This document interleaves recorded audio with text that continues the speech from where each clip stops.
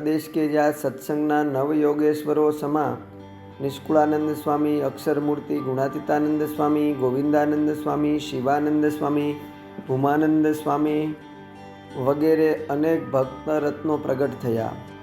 આ આલાર પ્રદેશમાં સદગુરુ રામાનંદ સ્વામીના સમયથી અનેક નિષ્ઠાવાન ભક્તો હતા। આલાર પ્રદેશમાં ભાદરા ગામે એક વખત શ્રીજી મહારાજ પધાર્યા હતા। શ્રીહરિ દરરોજ લીલા ચરિત્રો કરતા અને મુમુક્ષુઓને પોતાના પુરુષોત્તમપણાની ઓળખાણ કરાવતા। ભાદરા ગામની પાસે આવેલા ત્યાંની ઊંડ નદીએ રોજ જળ ક્રીડા કરવા જતા।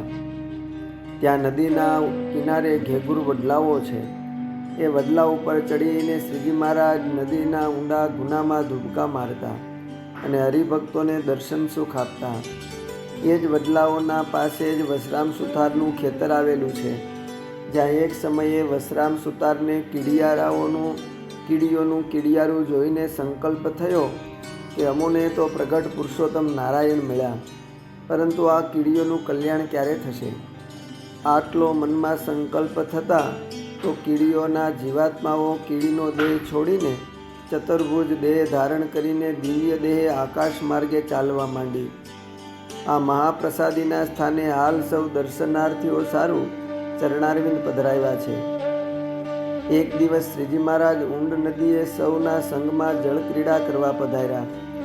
શ્રીહરિએ વસરામ સુતારને આજ્ઞા કરી કે વસરામ, લાકડાનો તરાપો લઈ આવો, એના ઉપર બેસીને અમારે સામે કિનારે જવું છે। વસરામ સુતાર કહે કે મહારાજ, લાકડાનો તરાપો હાજરમાં તો તૈયાર નથી, વળી તાત્કાલિક બનાવતા પણ ઘણી વાર લાગે। તે સાંભળીને શ્રીજી મહારાજે કીધું તો રહેવા દો, તમે કપડાનો ચોફાળ લઈ આવો, આપણે ચોફાળનો તરાપો બનાવીને સામે કિનારે જઈએ। ત્યારે ત્યાં ઊભેલા ભક્તોએ પૂછ્યું કે મહારાજ, કપડાના ચોફાળ પર બેસીને ત્યાં સામે કેવી રીતે જવાય?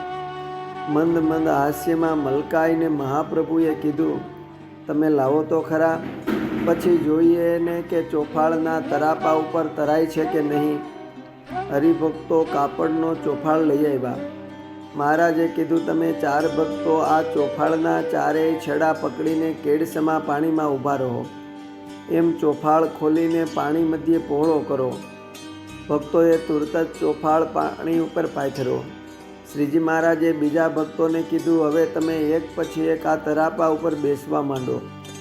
આજ્ઞા થતાં જ બધા હરિભક્તો જિજ્ઞાસા સાથે એક પછી એક તરાપા ઉપર બેસવા લાગ્યા।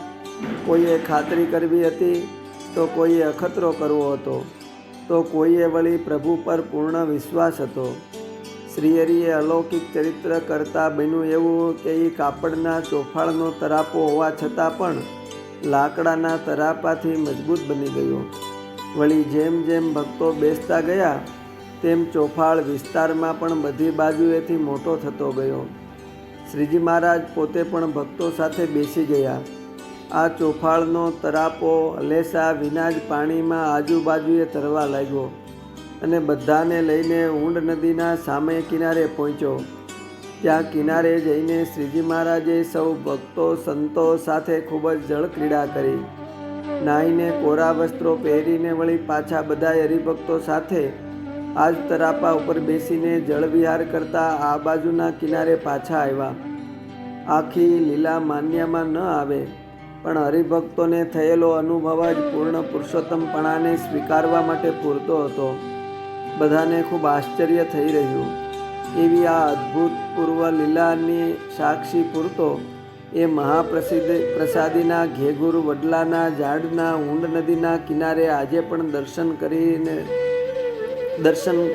થાય છે।